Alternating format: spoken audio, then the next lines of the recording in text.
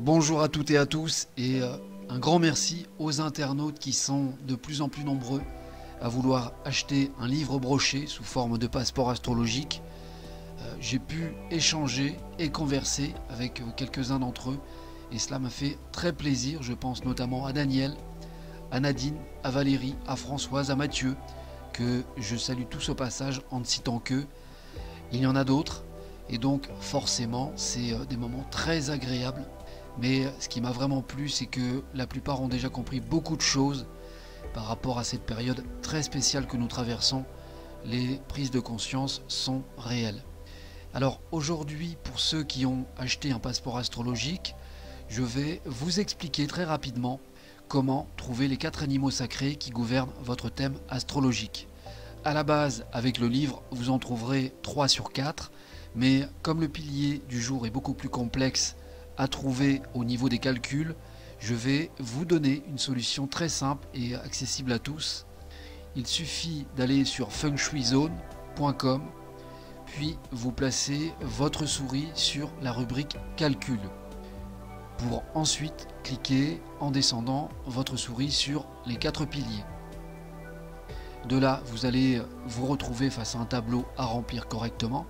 On peut le voir à l'écran avec la date de naissance du 26 octobre 2020 concernant un homme de sexe masculin. Surtout préciser le genre féminin ou masculin, c'est très important.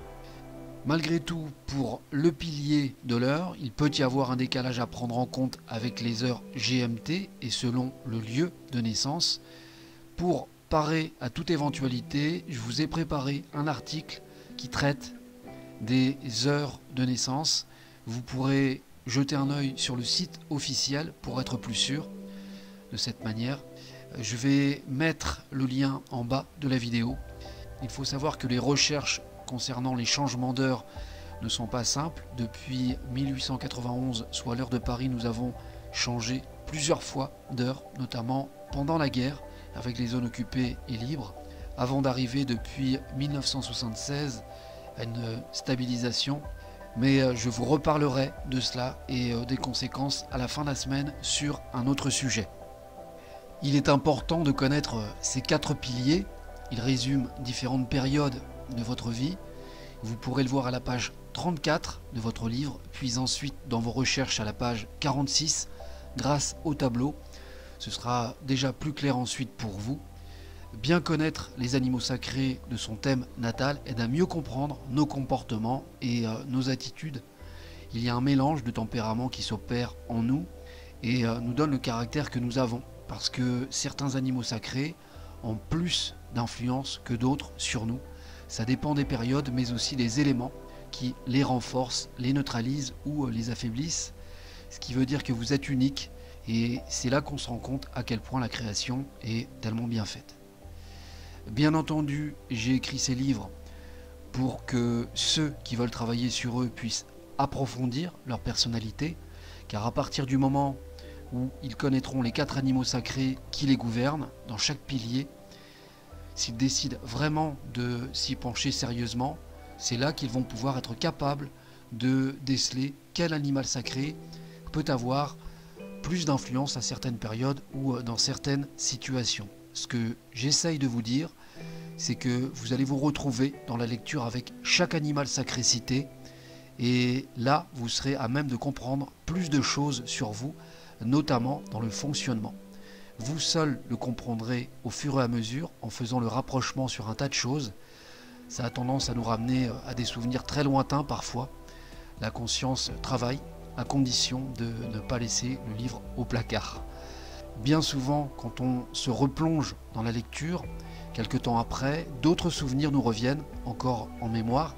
Donc il y a matière à réfléchir, autant pour ceux qui ne veulent pas se casser la tête que ceux qui veulent aller plus loin dans la réflexion, puisque le logiciel affiche un taux de compréhension proche de 65% pour les 12 livres confondus, contenant au total 140 000 mots.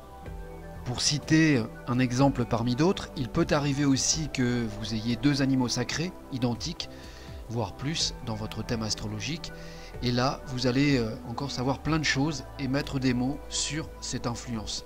qui sera peut-être plus importante ou carrément à l'inverse de votre pilier de naissance, ou bien en harmonie, voire en disharmonie. Cela peut être des éléments en force dans le diagramme coloré à l'écran qui influenceront davantage un animal sacré plus qu'un autre, et ça vous le ressentirez et en prendrez conscience. Il y a de nombreuses possibilités et de nombreux facteurs à prendre en compte qu'on ne peut pas tous citer, notamment pour les cycles de chance appelés Dayun tout en bas. Il faut savoir que ce travail pour ces passeports astrologiques, qui a mis presque 1 an et demi, n'a jamais été réalisé sous cette approche avant.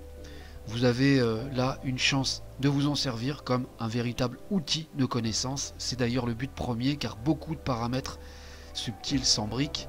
Alors bien sûr, ne prenez pas tout à la lettre non plus, l'astrologie reste l'astrologie, mais elle peut être d'une grande aide à celui qui s'en donnera la peine, car vous allez avoir une source d'information très importante sur le comportement des animaux sacrés qui ont un type d'influence sur vous.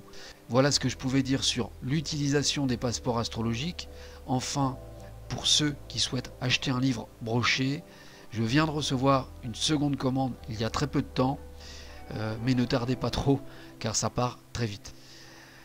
Je vous retrouve demain pour une vidéo de publicité, et puis jeudi, vendredi et samedi pour le final. Portez-vous bien et à demain.